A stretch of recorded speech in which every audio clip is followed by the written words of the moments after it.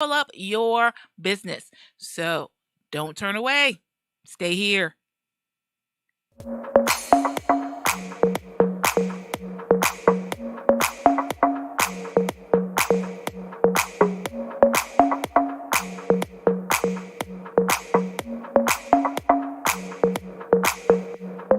Welcome to the WorkHARDAholic Show with your host, the original WorkHARDAholic, Shirley Crawford, author, speaker, and small business consultant for over 20 years, helping you to work hard, play harder, and business better.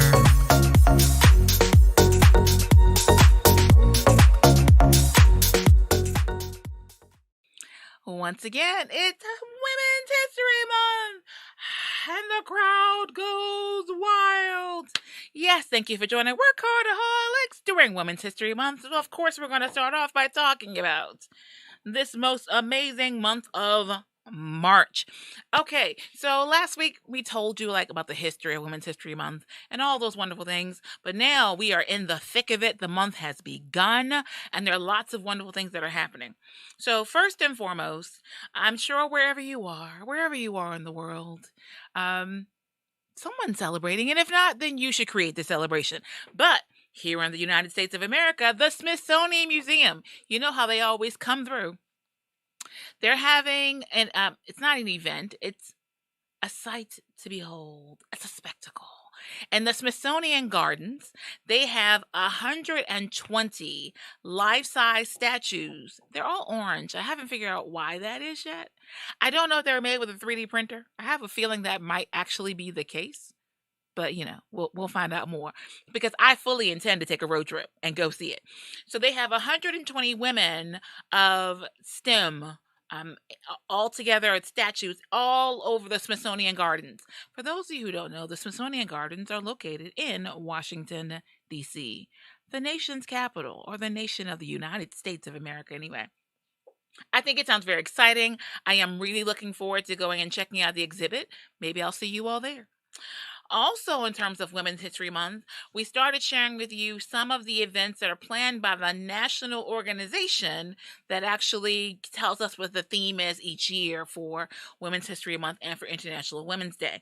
And so several of these events have passed now, but there are still more to come.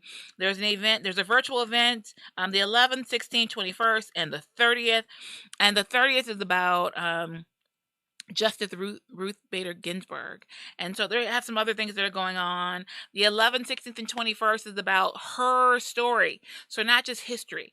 Something that I've always found very fascinating is a fact that seems to go unnoticed, but history is told by the lens of the victor.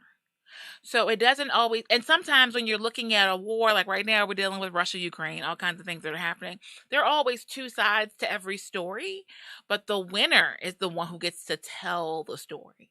And so if you don't have that well-rounded piece to even understand the other side and what happened, that is why those who don't know history are destined to repeat it. But in most cases, history is done by the lens of men. And that's why we got his story. And so the fact they're having her story, that's what that's all based on, in case you didn't get that. And if you want more information, you can go to womenhistorymonth.org. That's .gov. I don't know why I wanted to do that to you. Women'shistorymonth.gov.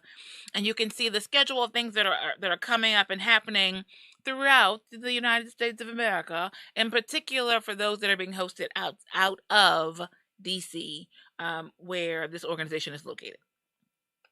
So with that in mind, thinking about Women's History Month, and I've really been thinking about the ERA, the right to vote, just the process of how we learn.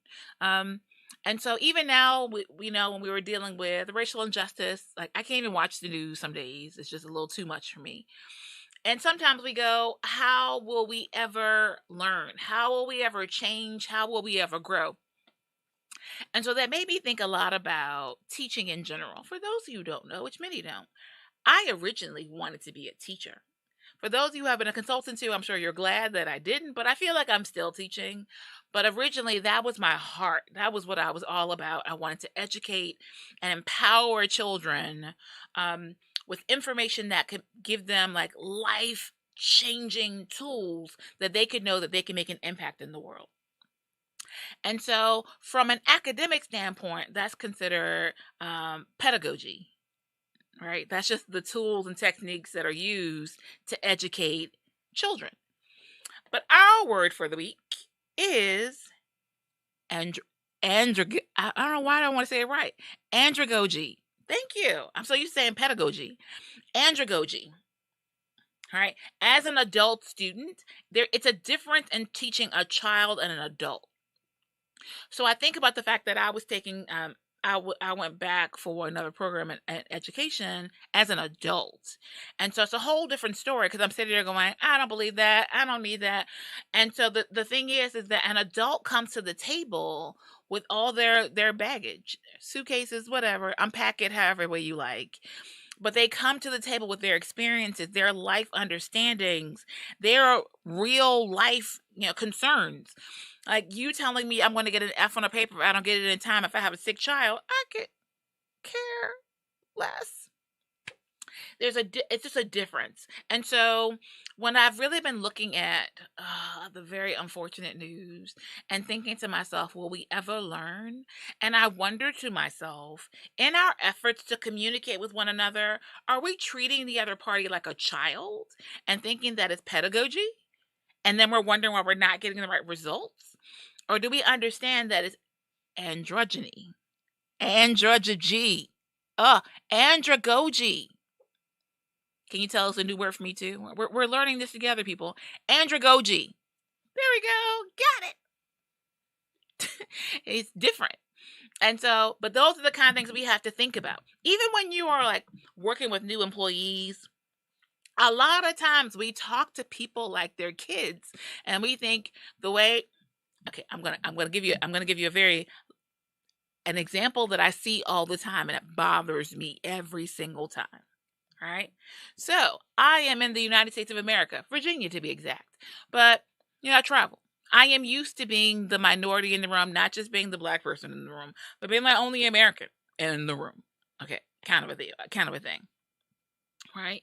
So a lot of times I think about when I am in experiences here. So like when I was studying, we were in classes for the MBA program at VCU, Virginia Commonwealth University. Go Rams. And we have a lot of foreign students who are who have enrolled in classes but are not native to American, not native to America, not Native Americans, but not native to America. And so English is its second language, which is the ESL, right? Or it might even be a third language. They understand enough, but it's a little bit different. And so I will see even professors, other students, try to have conversations with them, and this is what they do. So they say something like, I speak very fast, or más rápido. I speak very fast. And so they might say, I didn't understand that.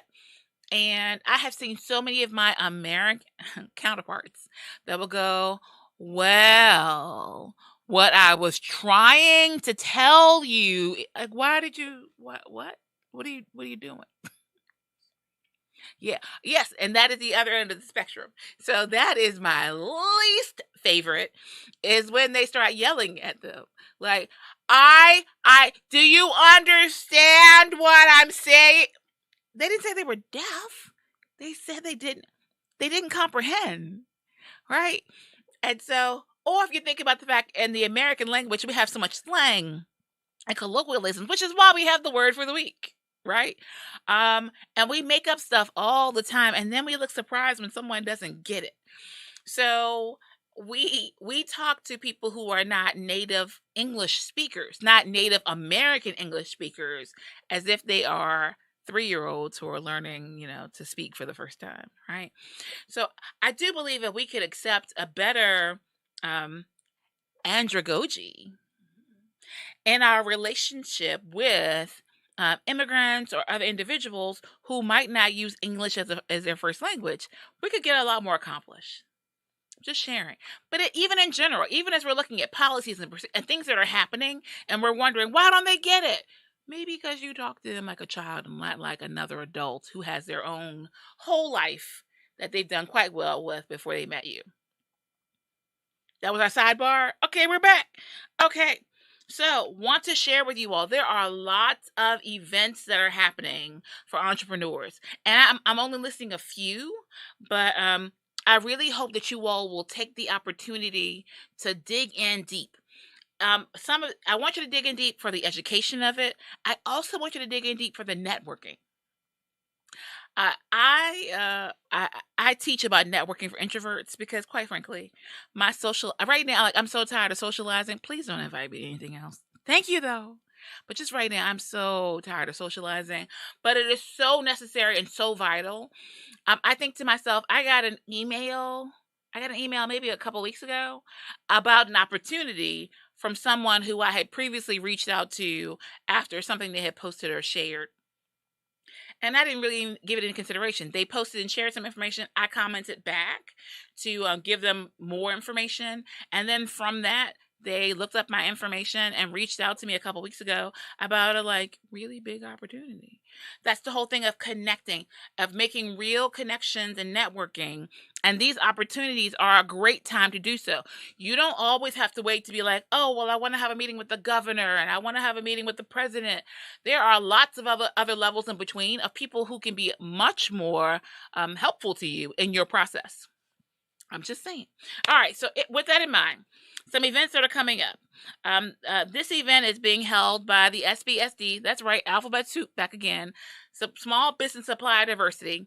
So this is in the state of Virginia, but the information I think is really important and you should consider it for whatever states you're in within the United States. If you're outside the United States, I don't know that this applies to you, but if you're in the United States, I would still register and go.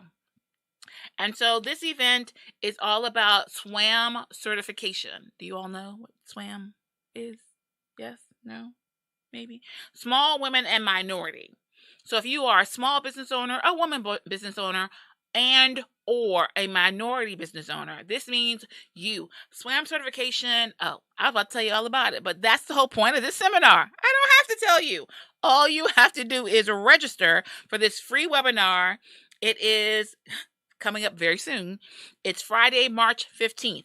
Absolutely positively free at 3. From 3 to 4:30, you can register. The SBSD actually has a whole site on Eventbrite. So I think it's Eventbrite SBDC or something like that. But right now you can just go to eventbrite.com and type in SBSD and a whole page comes up of all the events that they have coming up. And many of them are not just in Virginia. They're all across the US. So wherever you are, there's something for you too. But once again, this one is specifically about SWAM certification, micro certification. And so don't say I didn't tell you. So you can get registered for that. That event is the 15th of March. If it's after that time period, I'm sorry, this event has passed. But you can still go to the Eventbrite page. They've made it a lot easier to register for events. So that's a place you can go see like exactly what's coming up. And they have a ton of things that are coming up. Absolutely positively a ton. So don't miss out. Check it out. Go to Eventbrite, type in SBSD, and you can see all they have coming up. Okay, coming up very soon. March 10th, there are a couple things that are happening on March 10th that we want you to be aware of. One of them is, we mentioned it last week, we're mentioning it again because it's coming. If you are a woman in construction, this is for you. A lot of times we talk about the limitations, the barriers. Okay, well, here's now a time they're having a seminar just to help you better understand how to circumvent those barriers, So a lot of times I think there was a question. This is a whole like pop culture moment for you. Different world. I'm correct. And Kim was pledging a sorority. And so they told her to knock down the wall. And they're all looking around like, she's not strong enough to knock down the wall. She's not strong enough for that. Do y'all know what she did? She took her wrist and she knocked down the wall. All right. So a lot of times we try to do what someone else is doing without figuring out how does this apply to me. If she was a guy, if she was a big, if she was that bodybuilder, then fine. Physically remove the wall with your body. But she found another way. That's what this seminar is all about. Helping you find another way for you to get the contracts, for you to get the dollars. Because we know back with Build Back Better, there's money in construction and construction projects. Make sure you get some. That's the bottom line. All right. So that one is being sponsored by or being held by the MBL, the Metropolitan Business League.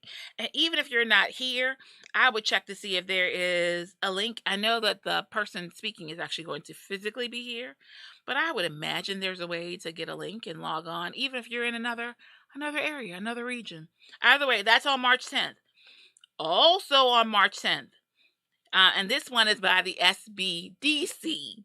I told you, Alphabet City, Small Business Development Center. So the deal is, because of the fact that lots of your cities, your hamlets, your counties, your towns are putting on events. So if you are fortunate enough, if you've done the right petitioning and you are a part of that event, well, what happens after the event? Like you made the connection, but what's your follow-up? What's your follow-through? Right? And so this presentation, which is being done, like I said, by the SBDC, is all about, they're calling it the Eventacular. The spectacular event. The Eventacular. So what happens after that? How do you maximize the profits? What are the best ways to work together? What to do before, during, and after the event? Best practices, success stories from other areas that have done events. Right? And they say if you're a business owner, an aspiring entrepreneur, an event planner, a town or county personnel, a tourism office, or a chamber of commerce, this is for you. All right?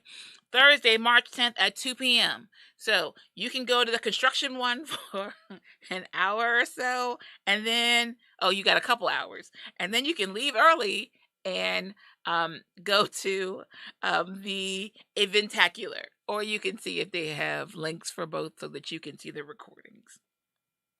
Or you can do like we used to do whenever we had events. We split up. So whenever we go to a conference, we always have, this is my philosophy, we always have a crew. And so we say, okay, you go to this seminar, you go to this seminar, you go to that, and we come back and compare notes. I'm just saying, get it all in. There's a lot out there for you, and you don't want to miss it. And right now, it's, at least some of these are free. Some of them are not. All right. So the next one that's coming up is, I really want more of you to take advantage of the MBDA. I want more of you to recognize that there is a new agency in town. Okay, they've been in town, but now they officially have a footprint in Richmond as opposed to just lumping us in with everyone else. And so, especially if you have a prospering business, if you have a business and you're making $250,000 or more, this should be your go-to agency, because they will actually work with you one-on-one, help you to get contracts, help you to contracts that might not even exist, to actually go into companies and organizations that they work with and say, hey, you do this. I think you might need this. Here's who I want to connect you with. Why are you still looking at me? If I were you, I'd be logging onto their site immediately and trying to connect with Tommy Marks. And he's such a nice guy. He has just a wealth of knowledge and history and information, and he's waiting for you. Okay, really, he's working. But when you reach out to him, he'll be there to assist you. So what they are doing, they're having an event. It's March 16th. It's at 1 o'clock Eastern Standard Time. All the times I've given you are Eastern Standard Time because we're in the East Coast. And so this one is virtual as well. It's the 16th. And the whole point is how to do business with federal agencies. So there are two ways to look at the national budget of the United States. You can look at it and wonder who was it that bought the golden toilet? I can't remember who it was. You can look at it and go, oh my God, I can't believe they spent this much money on that. Or you can go, oh my God, I can't believe they paid me this much for that. See how the coin is different? So it's your turn to learn how to be that vendor. because it is a process. But once you're in, that means there are other vendors who are out, increasing the chances that it'll be you who gets that contract. But you have to know what you're doing. You need the connections. You need to be able to get into the systems. For those of you out there as an entrepreneur, do you know what PTAC is? Are you registered? Are you on SAM? Do you understand EVA? Like, all of these things are a part of the process. For those of you who sit back and say, oh, I'm not getting the contracts, are you doing the right work? And if you aren't, here's a great place to start. All right, so check it out. Even if you're not at that $250,000 level, irrelevant. Go learn what it takes to get Uncle Sam to be your next client. All right, and so as we mentioned before, it is March 2022. I'm not sure when you'll be listening to this, but it's March 2022, which means it is once again Women's History Month. I feel like it should be a song or something. I wonder if there is. I haven't seen it. I don't have time to write it right now. So, in honor of Women's History Month, and actually, we've been talking about the various women who have had impact in our lives and our history. And so, from a business perspective, I'm always fascinated by women in business history. And so, Mary Keyes is the first woman to receive a U.S. patent back in 1809. And so here is the deal. Apparently, it doesn't mean that women just started inventing things. It meant that before that, keeping in mind that women were the property of their husbands. Doesn't that sound crazy? But it's still true. And so, like, oh, the things I'm thinking in my head. I'm back to 2022. I'm here. And so, because of which, if a woman invented something, then her husband would generally file the patent or claim it as his own. And it was his right to do so. Don't write me about it. I'm just sharing the history. That was until Mary Keyes, who was the first one, May 5th, 1809, to file a patent. And she filed the patent for, it's a weaving silk with straw process to make hats. Right? And so you're sitting out there with a patent idea or an idea that should be patented, and you're going, no, that makes sense. Well, did you think it made sense that she got a patent for how she was able to combine straw and silk to make a hat? Didn't think so, did you? Stop sleeping on your dreams, people. You have things to accomplish. And on that note, that takes me to another event being held by the SBDC on March 24th. Talk about Mary Keyes. It's understanding intellectual property and the patent process. How many of you out there have this great idea and you don't know what to do with it? Right? Christina with the C's got her hands up over there. Right? How many of you all have something that should be copyrighted, trademarked? And a lot of times we go, oh, it's not that special. Well, you know what? There is an entire system at the USPTO, that's the Patent Trademark Office, that you can go look and see, has your idea been patented? Has it been trademarked? And if you're going, it's confusing. It is confusing. I can't pretend. It is confusing. I won't even pretend to lie to you, which is why we have a lawyer on our board without a shadow of a doubt. It's a lot. So even if you don't understand, that's why we tell you about Mary Keyes. That's why we're telling you about this event, March 24th. Right? You can go to virginiasbdc.org to look up the event and register accordingly. And they're going to go over understanding the different types of intellectual property. Identify the IP, intellectual property assets of your business. Determine the next steps to protect your IP, right? Which could potentially include a patent, trademark, patent, copyrights, etc. And so I always find it very interesting. I think I've mentioned on many occasions, like my background is that I come from an entrepreneurial family. So but there wasn't always a budget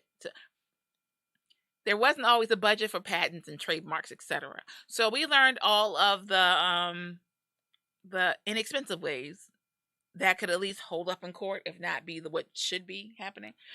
And so, but I really think about that in particular because, for example, my mother is a songwriter, right? She has a CD. She just released a new one. I'm very proud of her. She's also an author. I get it naturally, right? And so what they used to do is what they call the poor man's copyright. And so what they would do is if you had song lyrics or if you wrote a particular tune, they would record it, they would mail it to themselves. And the principle behind it was your stamp, you had to keep it sealed and never open it unless you were petitioning about the copyright or the copyright of your item. Because it was sealed by a federal agency, the United States Postal Service, it used to be considered acceptable to say that that was your way of documenting that you had the rights. And so that was 1970 something. It's 2022. I need you all to know what it really takes to patent, trademark, copyright your intellectual property. I have a lot of clients and we talk about the fact that maybe they have a seminar, a class, a webinar, a workbook. And they're giving it away for free, but it's intellectual property. For example, if you're dealing with me as a small business consultant, did you all know I get paid up front? I don't get paid after. I don't get paid 6 months down the road.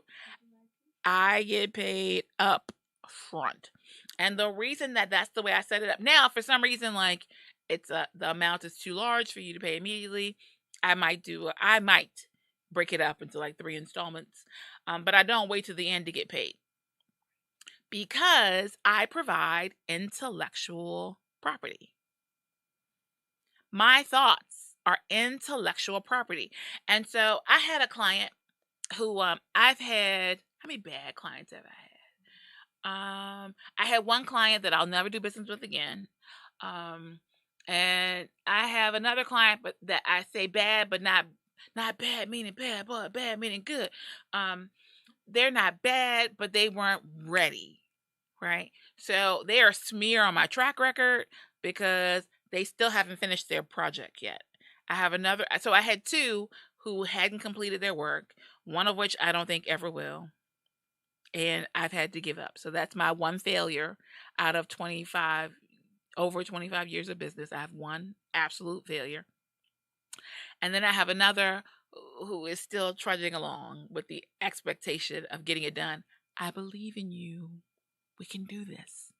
And then I have one that I absolutely positively despise with all of my heart and being, even after all this time. And so part of what happened is because they were a family friend, I did the work for them.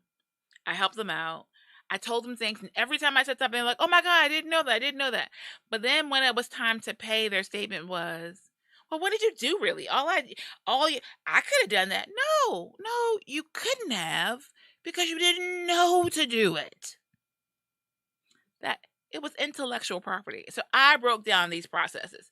I went to school for all these years. I have all this experience, so I can bring it to you, and it sounds like child's play, but it took a lot for me to learn it. But that's part of the reason why I get paid in advance. Because after I tell you, of course it sounds simple. That's my job, to make it sound as easy as possible. That's all those years wrapped into one. It's intellectual property. So that's why I sell a book. I don't just give a book away, right? It's intellectual property. What is it that you know? What's your intellect? What's your wisdom, your knowledge about your business, your practice, your procedure, your services, right? If you know a way to make children fall asleep faster, do you know you could be a millionaire like tomorrow? Intellectual property. Instead of you going around telling everybody, yes, just put some, what do they say, rum on the gums. Don't get your children drunk, people. But they talk about it a lot as a way to soothe children. But maybe you should have put it in a book and sold that information. It's intellectual property. Just saying. All right. So that one is being sponsored once again by the SBDC. And so I want you all to be the next Mary Keys. Get your patents, get your trademarks, get your copyrights, get whatever you need, get validation of your intellectual property. Because we don't want to see yet one more person going, I had that idea. Okay, I'm sorry, this is a total sidebar, but sometimes I have those. I was on a plane I'm not going to tell this story. I'm so sorry I started this because I'm not going to tell you all. It's totally not right for you all. But the point is, I said something on the plane, and the next thing I know, I saw it in a movie. And it was something I specifically made up. And I was coming from DC. And anyway, I'm pretty sure someone on the plane heard me say it and then put it into a movie. But that's okay, because more bright ideas are coming every single day. Intellectual property, people. You have to protect it. And if you don't, someone else will. Speaking of protection and power, I just wanted to do that. Don't ask me why. All right. So, I mentioned before the Brown Edwards is presenting Power Woman. So it is an awards presentation for women. And this is specific to the Richmond, Virginia area. So for those of you who are, in other parts of the world or in other states or even other cities, this is when you can have a nice quick bathroom break. We'll be here when you get back. So this is an opportunity that you can nominate a female business owner that you admire. And if that's me, I say thank you. Appreciate it. All right. So there are 10 different categories. There are finance, healthcare, business, hospitality, nonprofit, government, etc. All right. Nominations are accepted until April 11th, April 1-1. You can put in your nominations. The presentation will actually happen on May 9th, and this is the inaugural year, so that's always really nice, because you'll be the first to receive, or your nominee might be the first to receive the award for. All right. And so I always think that nominations are very important. As a matter of fact, is it just yesterday? Was it just last night that MBL had their MBL, the Metropolitan Business League here in Richmond, Virginia, had their award ceremony. Was that last night? It just happened. I think it was last night. Friday. That makes much more sense, because last night was Sunday. Who has an award ceremony on Sunday? I don't know. Some church somewhere. I don't know. It was on Friday evening, and it looked like a lot of great times. So yes, congratulations to the few people that I know who won. So Sassy Jones, Joy Bells with those amazing sweet potato pies. Yes. So congratulations to you all, to all of you who won. And for those who were nominated, congratulations. All right. Speaking of the MBL, MBL has a junior entrepreneurship program, right?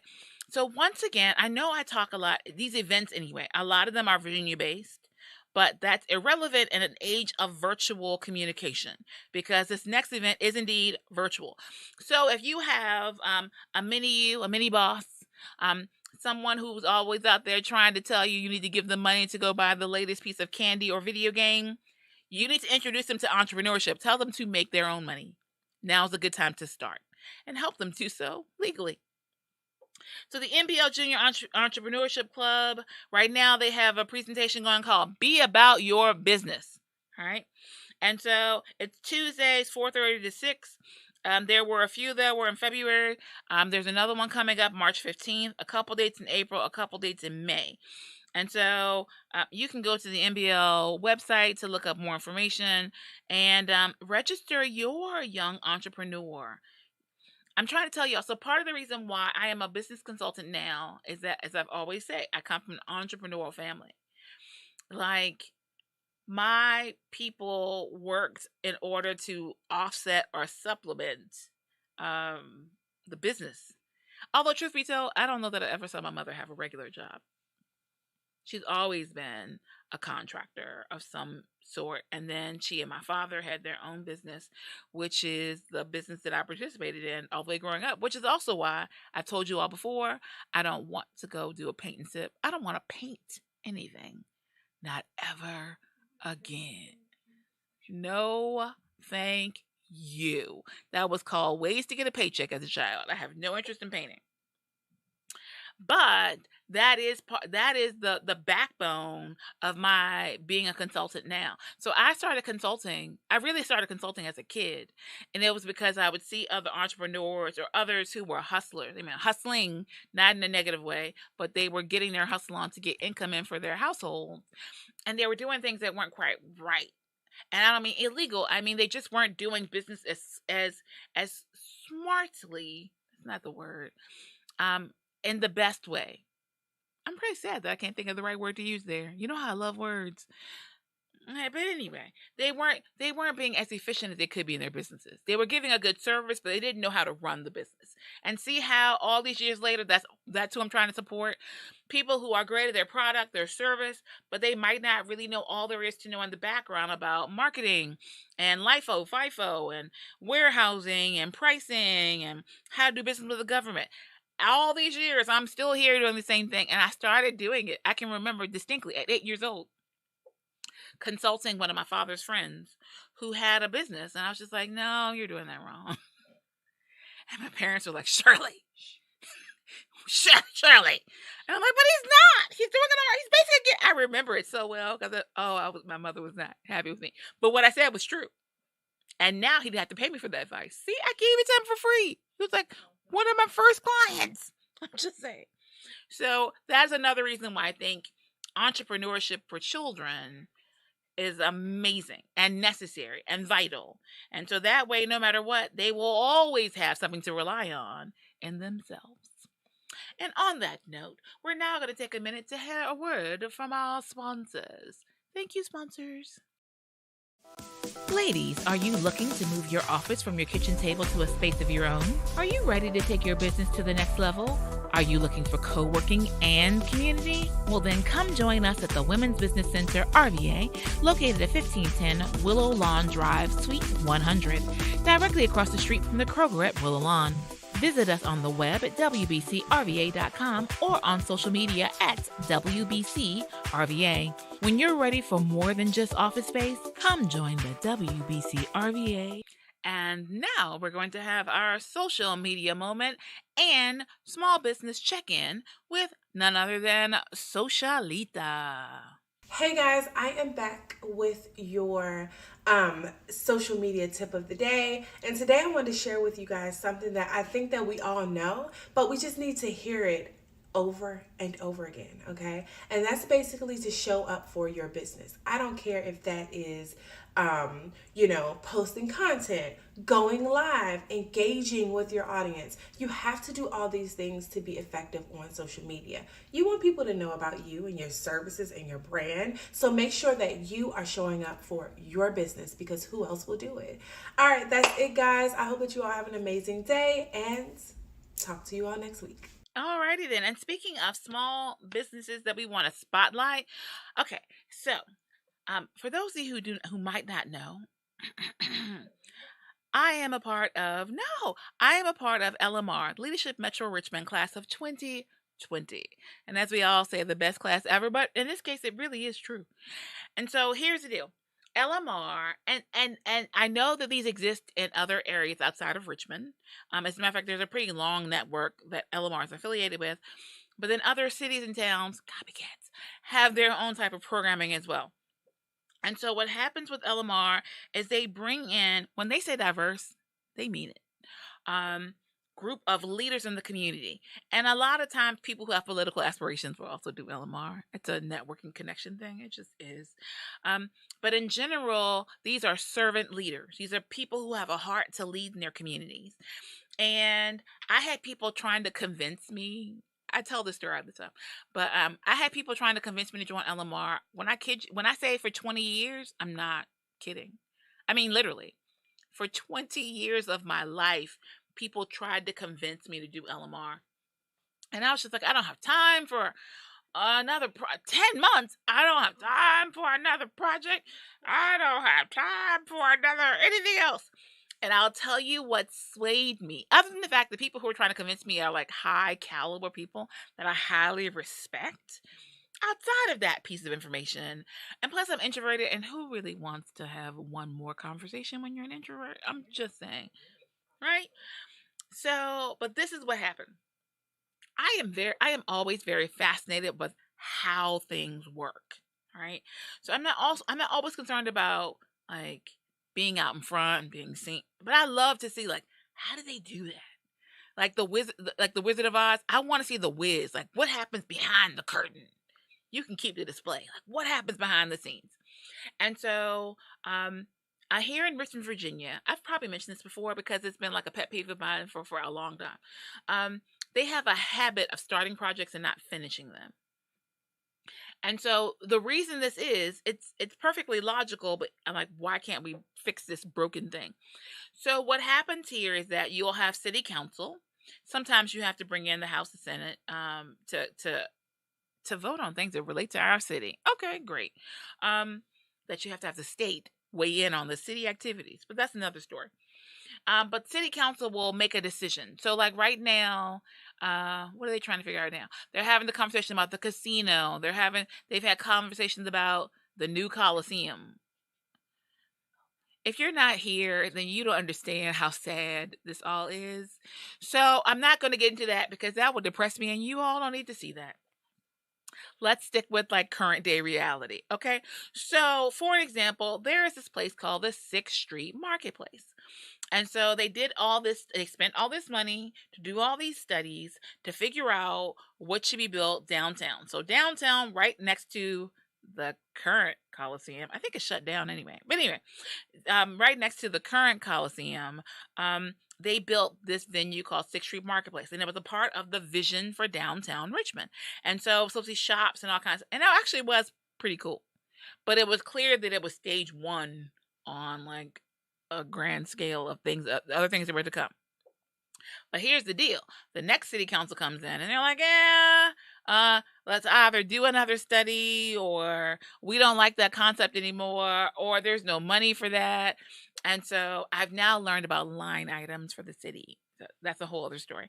The bottom line is we now have this building. It's not a monstrosity, but it's basically boarded up. Not too much happening in there. I think I saw that something was happening there, but something very small. It is not the scale of what it was set out to be. This happened here a lot. All right. And so but this is during the time where it wasn't like social media. Like people weren't telling you the inside scoop. And I really wanted to know. Like I was obsessed with getting in contact with the contractors, the construction company, the design team. I got access to some of them, but I couldn't get access to all of them. Right? I'm connected, but apparently I wasn't connected enough. Yeah. And so I then got wind that an LMR class, because every time at LMR you have these projects, like you have your immersion teams, right? You have these projects you all participate in, and which was amazing, by the way. And so one of the teams asked to speak to the people behind that project. And do you know what happened? They got to do it. I was through. I was so through. So, and it wasn't like, I don't think they turmoiled about it at all. Like they just said, here's one of the people we'd like to talk to for our project. And boom, boom, boom, it happened. I was like, LMR has juice. LMR has connections. I signed up immediately. Like the moment I found that piece of information out, I signed up for the next class.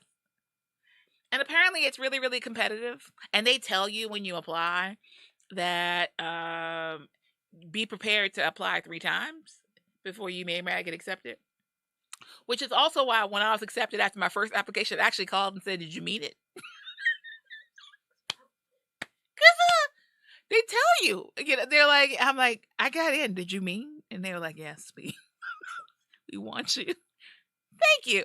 Thank you so much, Myra and LMR team. I appreciate you so very much. It was an amazing experience. And so all of that to say, want to highlight LMR, Leadership Metro Richmond, and wherever you are, you might have a Leadership Metro Chicago. I don't know. There are a variety of them. An amazing experience that I stand behind. It was absolutely positively life-changing. But I always say you get out of it what you put into it. I had some people who it took them 5 months before they really understood the magnitude of what they participated in. But I came in ready. So, want to highlight LMR. You might have seen Myra, who heads LMR, in the paper. She's been honored a few times, gotten a few awards because she's amazing, and the work they do at LMR is amazing. And for those of you who are in the metropolitan Richmond area, it's now time for the class of 2023. So that could be you, but you have to apply. And they're having a session March 22nd, which I might be participating in. We'll see. and they're having a session April 15th. And so you get to learn more about the program, hear from some alumni, and get excited about it. Like, if I told you nothing else, which I did, I told you lots of other stuff. But as I'm telling you this, they have my personal stamp of approval. Y'all know how I feel about recommendations versus referrals. I would give LMR whatever they wanted. They're absolutely positively amazing. I got an email the other day asking me for something. Yes. I got a message a couple weeks ago. Yes. What? Yes. Unless it involves me having to come socialize. Then it's a maybe. All right. So applications are due April 25th of 2022. If you are seeing this or hearing this after that date, then better luck next year. But it's always around this time period. So once again, kudos to LMR for being an amazing organization that trains leaders to lead better, to learn how to collaborate, to change your mentality about your leadership and leadership style. It's an amazing experience. I highly recommend it. Spotlight LMR and Mara and team. And if you are remotely interested, go to one of the sessions, learn more, and when you've gone through and you're having this amazing experience, remember I told you. All right, have fun. Okay, speaking of impactful, effective people, and in this case, women in particular, our book it moment for this week is 50 Fearless Women Who Made American History, right? By Jennifer Bassett. And so the thing I thought was interesting is that I know last week I shared Century, which talked about some of women's contributions and everything else. But some of the best books that I could find about women and the work they've done were made for kids. Yeah, I thought that was. And I don't know if it goes back to like the American habit of not reading. I'm not sure. I don't know if it was just an interest to make sure the children are being educated and so can have someone to identify with. All right. So if you're a young girl, to be able to say, I know I can because there are women. And speaking of which, on that note, the hashtag for the Smithsonian Gardens event is then if she can then. If she can then. I'm pretty sure I got that right. And that's the bottom line of it. If I can see this example of someone who looks like me and they're doing it, then I can do it too. And representation matters. There's no denying it, no question about it. So that's what this book is about. And I want to pause even as we talk about the title, because we talk about fearless. People think that means in the absence of fear, and that's not really what it means. It means in spite of fear, you're still going to do it. Right? That's what fearless is. It's not less or not having fear. It is looking fear in the face, smacking it around a bit, and going to do what you need to do, even with your heart pounding, even with sweat beating off of your brow, going to do what you know that you have to do because it must be done. And if not you, then who? So that's our book it moment for this week. 50 fearless women who made American history. And my aspiration and goal is to be the 51st. I don't know about you all, like when you're living your lives and doing what you do, if you're just thinking it's simple enough to be like, oh, I just want to get by. That is not it is not my aspiration to just get by. I am living for a legacy. I don't know about you. That's me. And if you feel the same, then when we look at these other individuals who have overcome and dealt with issues and survived in situations that were harder than what we're dealing with now, I hope that's motivation and encouragement for you to get up and do something. All right? On that note, that leads us to our work hard, play harder moment. Once again, here in the metropolitan Richmond area, it is Black Restaurant Week, Black Restaurant Experience Week. And so, for those of you who don't know what that is, you don't live here. And if you do live here, what are you doing?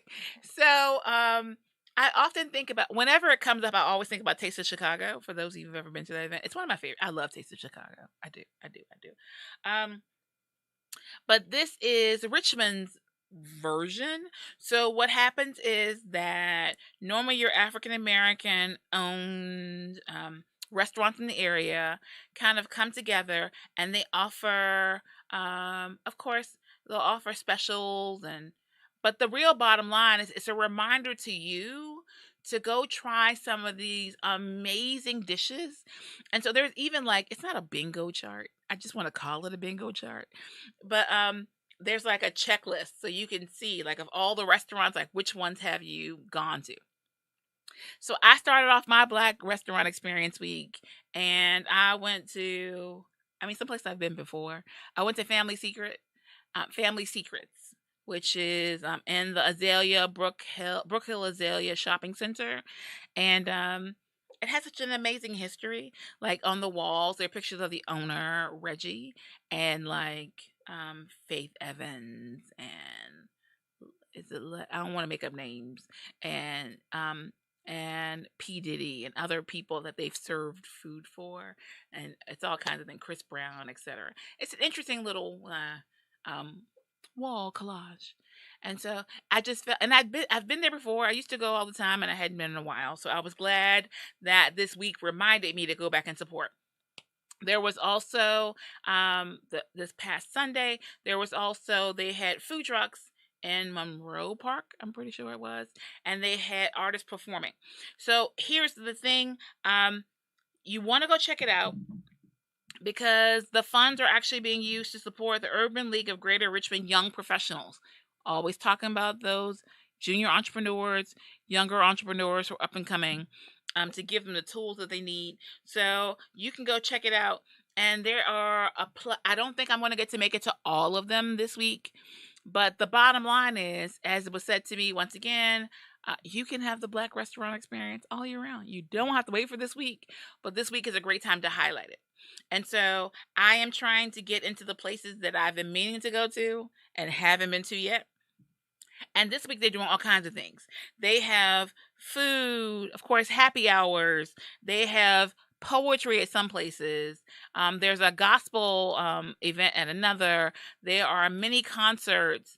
There is an event with our poet laureate, Richmond's first poet laureate, Roscoe Burnhams, is doing an event at the end of the week. So every day of the week, there's different things that are going on. So check it out. It's going to be an experience. All right. So on that note, I want to say thank you all once again for your support. Please remember to like, share, subscribe, repeat, especially our YouTube channel. We have a great following everywhere but YouTube. What's going on, people? Go over and like WorkHARDAholics. All right. So as we always say, we're glad to be here with you. We hope that you will all live better, do better, be better, and happy entrepreneuring. Ta-ta!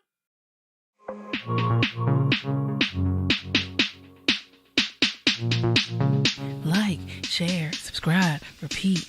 Like, share, subscribe, repeat. Like, share, subscribe, repeat. Repeat. Repeat.